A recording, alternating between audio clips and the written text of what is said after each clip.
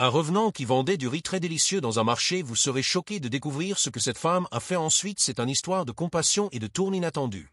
Vous ne croirez pas ce qui s'est passé, regardez jusqu'à la fin pour connaître toute l'histoire. Et si vous appréciez la vidéo, n'oubliez pas de mettre un j'aime. Si vous êtes nouveau sur la chaîne, pensez à vous abonner et activer la cloche de notification. Commençons. Le marché animé de Greenstone était en pleine effervescence. Les cris des marchands résonnaient dans l'air, mêlés aux délicieuses odeurs de cacahuètes grillées et de bananes plantains frites. Les enfants couraient entre les étals, riant et jouant. Mais une chose attirait toujours l'attention, l'odeur du riz. Au centre du marché se trouvait le stand de Mama Zara, célèbre pour son jollof rice. Son plat avait un goût presque magique, impossible à reproduire, peu importe les efforts des autres cuisiniers. Ceux qui y goûtaient ressentaient une chaleur et une joie inexplicables. Chaque jour, des gens faisaient la queue pendant des heures juste pour avoir une assiette. « Mama Zara !» cria un homme. « Tu dois nous dire ton secret. Comment fais-tu pour que ton riz soit aussi délicieux ?» Mama Zara sourit doucement, sa voix calme et mystérieuse. « C'est l'amour, mon cher. Je cuisine avec amour, c'est tout. » Cette réponse faisait toujours sourire les gens. Mais un jeune garçon du nom de Tind trouvait cela étrange. Tind, 12 ans, était un enfant curieux qui remarquait des détails que les autres ignoraient. Ce jour-là, alors qu'il attendait son assiette avec sa mère, il observa Mama Zara de près. Elle ne transpirait jamais, malgré la chaleur du feu. Ses mouvements étaient fluides, presque trop parfaits, comme si elle glissait au lieu de marcher. Et surtout, elle n'avait pas d'ombre. « Maman » chuchota Tind en tirant sur le pagne de sa mère. « Tu vois ça? Mama Zara n'a pas d'ombre. » Sa mère rit et secoua la tête. « Arrête tes bêtises, Tind.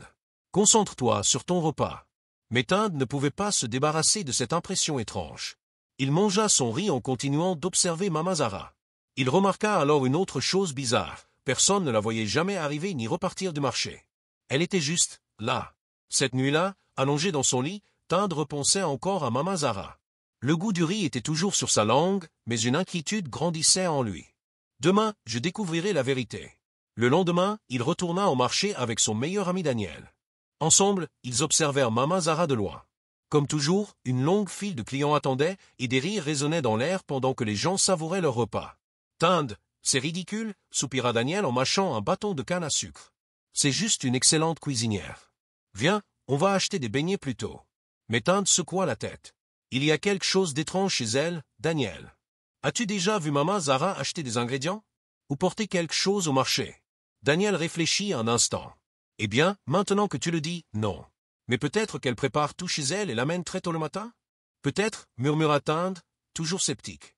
Mais ce soir, on va attendre la fermeture du marché et voir où elle va. » À la tombée de la nuit, lorsque le marché commença à se vider, Tind et Daniel se cachèrent derrière un tas de paniers près du stand de Mama Zara. Ils la regardèrent servir son dernier client, nettoyer ses ustensiles et ranger ses affaires. Mais au lieu de prendre la route principale comme les autres marchands, elle emprunta un chemin différent, un sentier menant vers la forêt. « Viens !» chuchota Tind en tirant Daniel par le bras. « Tu es fou !» protesta Daniel, mais il le suivit à contre-cœur. Ils avancèrent prudemment, cachés dans l'ombre. Peu à peu, le bruit du marché s'effaça derrière eux. Le sentier était sombre, entouré de grands arbres. Devant eux, Mama Zara marchait d'un pas léger, presque comme si elle flottait. Puis, elle fit quelque chose qui les glaça sur place. Elle se mit à fredonner une mélodie étrange, douce au début, puis de plus en plus forte, résonnant dans la nuit.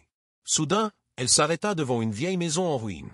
Les garçons se tapirent derrière un buisson, retenant leur souffle, pendant qu'elle ouvrait la porte et entrait à l'intérieur. « On fait quoi maintenant » chuchota Daniel, tremblant. « On doit voir ce qu'il se passe à l'intérieur, » répondit Tind, le cœur battant.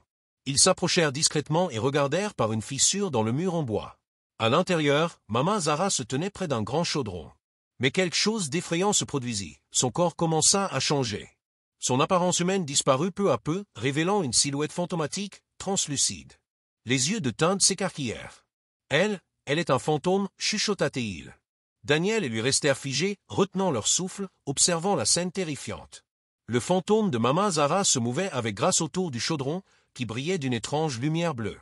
Elle chantonnait à voix basse, et bien que ses paroles soient faibles, elle fit frissonner les garçons. « Ce riz les lie à moi. Tant qu'ils en mangent, ils ne se douteront de rien. Leur joie alimente ma malédiction, et leur amour me maintient ici. Qu'est-ce que ça veut dire ?» murmura Daniel en agrippant le bras de Tind. « Je ne sais pas, » répondit Tind, incapable de détourner les yeux. À l'intérieur, Mama Zara plongea la main dans le chaudron. Le riz lumineux sembla réagir à son toucher, brillant et frémissant comme s'il était vivant. Elle en prit une poignée et laissa les grains se dissoudre dans l'air, remplissant la pièce d'une lueur surnaturelle. Puis, soudainement, elle s'arrêta. Sa tête se tourna d'un coup sec vers la fissure du mur. Ses yeux brillants se posèrent directement sur leur cachette. « Qui est là ?» Sa voix résonna, glaciale et inhumaine. Les garçons se figèrent. Maman Zara avança vers la porte, lentement mais avec détermination. « Cours !» murmura Tind en attrapant le bras de Daniel. Les garçons s'élancèrent, leurs pieds frappant le sol poussiéreux du sentier. Derrière eux, la voix de Maman Zara résonna. « Vous n'auriez jamais dû venir ici, les enfants. » L'air devint glacial tandis qu'ils couraient, et le chemin sembla s'étirer à l'infini. Tind osa jeter un regard en arrière et vit Maman Zara les poursuivre, glissant sur le sol sans même le toucher, sa silhouette fantomatique illuminée par la lune. « Plus vite !» cria-t-il. Ils débouchèrent hors de la forêt et atteignirent la lisière du marché.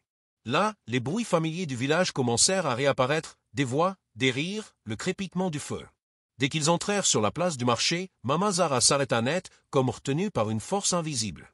Sa silhouette fantomatique commença à s'estomper dans l'ombre des arbres. « Vous ne pourrez pas fuir la vérité éternellement. » résonna sa voix, avant que le silence ne retombe sur la forêt. Haletant, Tind et Daniel s'effondrèrent au sol, le visage pâle. « Qu'est-ce qui vient de se passer ?» balbutia Daniel. Tind, le souffle encore court, répondit d'une voix tremblante. « Elle n'est pas humaine. Maman Zara est un fantôme. Et ce riz, il fait partie d'une malédiction. Il faut prévenir quelqu'un. » Le lendemain matin, Tind et Daniel racontèrent leur terrifiante découverte aux parents de Tind. D'abord, son père éclata de rire. « Un fantôme au marché? Vous avez dû rêver, les garçons. » Mais Tind insista. « Je l'ai vu de mes propres yeux, papa. Maman Zara n'est pas humaine. Elle utilise son riz pour envoûter les gens. » Sa mère, elle, parut troublée. « C'est vrai que personne ne sait grand-chose sur elle. Elle a toujours été différente. Peut-être devrions-nous en parler aux anciens du village. » À midi, un groupe de sages du village se rassembla chez les parents de Tind. Avec Daniel, ils racontèrent tout en détail. Certains étaient sceptiques, mais après réflexion, le chef des anciens, Richard, déclara « Nous irons voir par nous-mêmes ce soir. Si cette histoire est vraie, nous devons y mettre un terme. » Le soir venu, Tind, Daniel et les anciens se rendirent à la lisière de la forêt. L'air était lourd, et même les insectes semblaient silencieux. Tind ouvrait la marche, son cœur battant à tout rompre. Lorsqu'ils arrivèrent devant la vieille cabane, elle paraissait encore plus effrayante que la veille. Les murs en bois semblaient s'affaisser sous une force invisible, et une odeur de riz cuit flottait dans l'air. « Restez en arrière », ordonna l'ancien Richard aux garçons. Les anciens poussèrent la porte avec précaution, leurs lanternes projetant des ombres vacillantes dans la pièce sombre. À l'intérieur, le grand pot de Maman Zara se trouvait au centre, brillant d'une étrange lueur bleutée. L'air vibrait d'une énergie surnaturelle, mais Maman Zara restait introuvable. « Est-ce un piège ?» murmura l'un des anciens, s'approchant du pot. Soudain, le riz bouillonna violemment et un vent glacé balaya la pièce. Maman Zara apparut devant eux, sa forme fantomatique flottant au-dessus du sol, ses yeux brillant d'une lueur inquiétante. « Pourquoi êtes-vous venu ici ?» demanda-t-elle d'une voix résonnante. Les anciens restèrent figés, malgré la peur qui se lisait sur leur visage. L'ancien Richard s'avança. « Maman Zara, qu'es-tu vraiment? Pourquoi fais-tu cela ?» Pendant un instant, l'expression de Maman Zara changea. Une lueur de tristesse passa sur son visage, et elle parut presque humaine. « J'ai été maudite il y a bien longtemps », avoua-t-elle d'une voix brisée. « J'étais une cuisinière fière, prête à tout pour devenir la meilleure. J'ai cherché l'aide d'un esprit sombre, et en échange de mon talent, j'ai perdu mon âme. Depuis, je suis prisonnière de cet endroit, me nourrissant de la joie que procure mon riz aux gens. C'est la seule façon pour moi d'exister encore. » Un silence pesant tomba sur la pièce. « Mais tu trompes les gens » s'indigna un autre ancien. « Cela doit cesser. » Les yeux de Maman Zara s'illuminèrent d'une lumière bleue intense. « M'arrêter? Vous ne comprenez pas. Si vous me chassez, je serai condamné à errer dans un tourment éternel. Laissez-moi rester, et je continuerai à apporter du bonheur au marché. Le choix vous appartient. » Les anciens échangèrent des regards inquiets. Puis, l'ancien Richard se tourna vers Tind. « C'est toi qui as découvert cela. Que penses-tu que nous devrions faire ?» Tind hésita, partagé entre la pitié et la peur. Finalement, il déclara « Les gens méritent de connaître la vérité. Si elle est liée à cette malédiction, peut-être qu'il existe un moyen de la libérer. » Le visage de Maman Zara changea. Une lueur d'espoir brilla dans ses yeux. « Il y en a un, mais cela a un prix. » Un silence pesant s'abattit sur la pièce. Tous attendaient qu'elle s'explique. Son corps fantomatique flottait au-dessus du pot lumineux, et les ombres autour semblaient danser. « La malédiction me lie à ce pot, commença-t-elle, sa voix douce mais lourde de regret. Pour la briser, quelqu'un doit prendre ma place. Il doit offrir son âme à la malédiction et porter ce fardeau à ma place. Alors seulement, je serai libre. Les anciens eurent un hoquet de stupeur. Des murmures anxieux s'élevèrent parmi eux. Ce n'est pas juste, s'écria Tinde, s'avançant d'un pas. Sa voix était ferme malgré ses mains tremblantes. Pourquoi quelqu'un d'autre devrait-il souffrir à cause de ton erreur? Le visage de Mama Zara s'assombrit. Juste? Tu crois que j'ai choisi cela? Dit-elle d'une voix amère. J'étais désespéré, aveuglé par l'orgueil et l'avidité. J'ai vécu des années à regarder, à nourrir, mais sans jamais pouvoir partir. C'est la seule solution. L'ancien Richard leva la main pour calmer le groupe. Si nous laissons cette malédiction intacte, que se passera-t-il?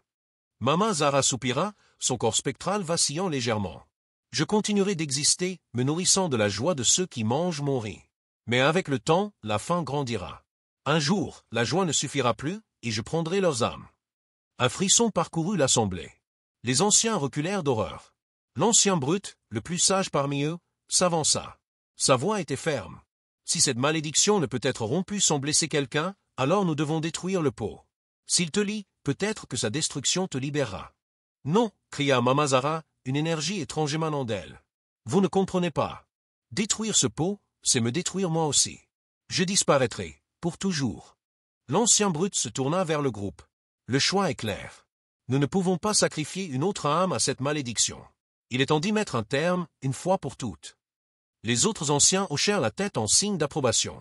Mais Tinde hésita. Attendez, dit-il. Si nous la détruisons, ne serons-nous pas aussi cruels que l'esprit qui la maudite? Il doit y avoir un autre moyen. Mama Zara posa un regard doux sur lui. Tu as un bon cœur, enfant, mais parfois, il n'y a pas d'autre solution. J'ai accepté mon destin. L'ancien Richard leva son bâton, prêt à briser le pot. Mama Zara ferma les yeux.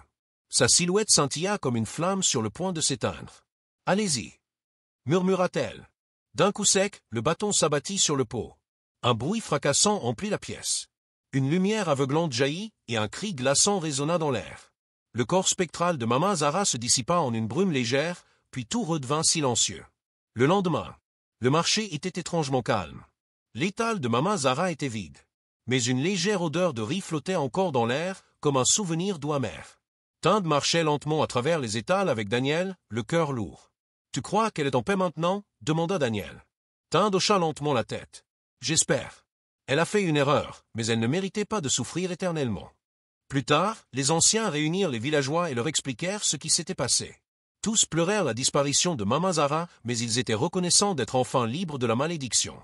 Cette nuit-là, alors que Tinde s'apprêtait à s'endormir, il crut entendre un chant porté par le vent. C'était la mélodie que Mama Zara chantait autrefois. Un léger sourire apparut sur son visage. « Repose en paix, Mama Zara.